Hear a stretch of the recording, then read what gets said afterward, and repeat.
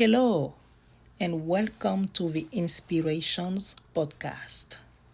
Today, we are launching this podcast where I discuss subjects that inspire me and that could also inspire others. Help us to grow and make the world a better place for us all. This podcast will be aired in short episodes that will allow us to pause, reflect, and start conversations around the topics that we discuss on this platform. Thank you for joining. Make yourself comfortable and let us begin. Episode 1. In this first episode, let us talk about a subject dear to me, which is the failure of African marriages in the diaspora, particularly in the United States. This is a question that I have personally pondered over the years, and many others continue to ponder as we speak without finding the right answer. In my quest to determine the possible factors that contribute to this phenomenon, I will reflect on my own failure, the failure of my marriage, and the experience that I have observed of other marriages of Africans who moved here like I did with my husband, and whose relationship did not survive in the US. Quite a good number of people, including myself, born and raised in Africa, who were happily married and had a successful life, decide at one point to move to the United States to further their education or to seek better opportunities.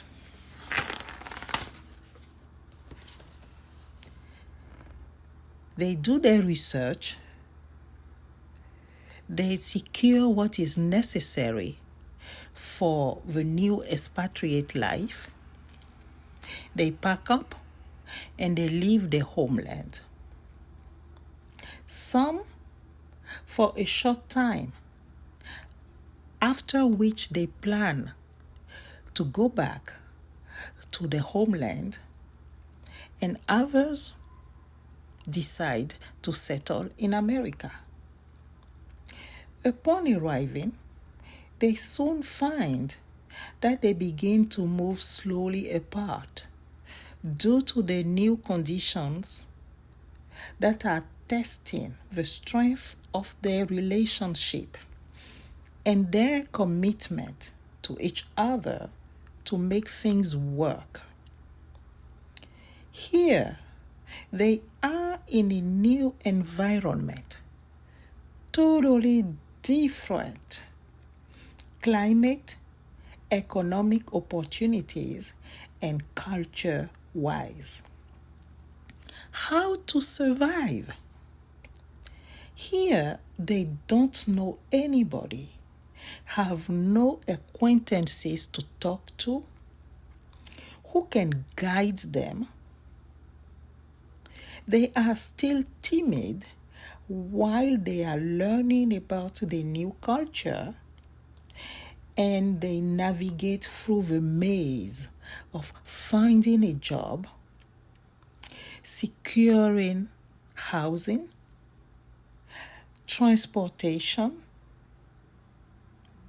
affording the cost of living, while at the same time trying to keep the relationship going.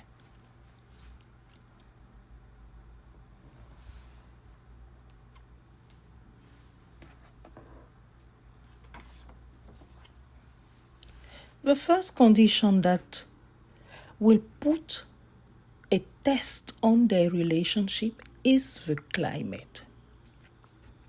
depending on the season of the year when they arrived.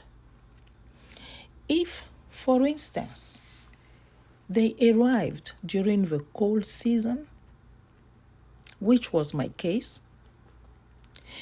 they quickly realized that it's much colder here in the US than it is on the entire African continent.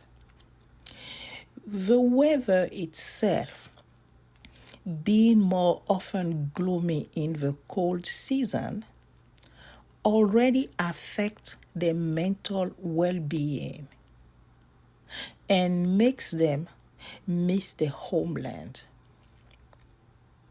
They also need to procure themselves new winter clothes to protect themselves, which can be quite costly given the exchange rate between the local currency and the US dollar.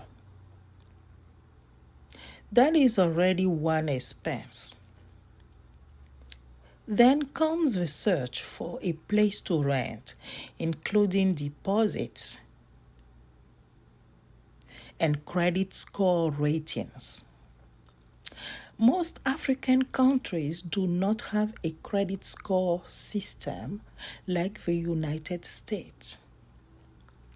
Therefore, this could be a financial hurdle, given that housing is much costlier here.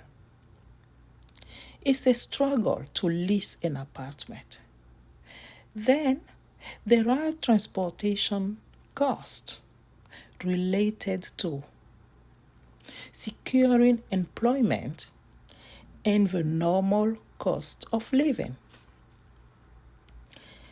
The joy of securing employment sooner begins to fade away when they realize that it's difficult for the couple to be home together at the end of a workday because schedules are not the same for husband and wife. Back in Africa, they used to have a support system, that is, house help, a house manager, a relative to take care of the house chores and the children, and maybe a driver. As it appears, the new conditions are already testing them, but little do they know that there is more to come. At this point, they start asking themselves, did they really thoroughly prepare for their expatriate life?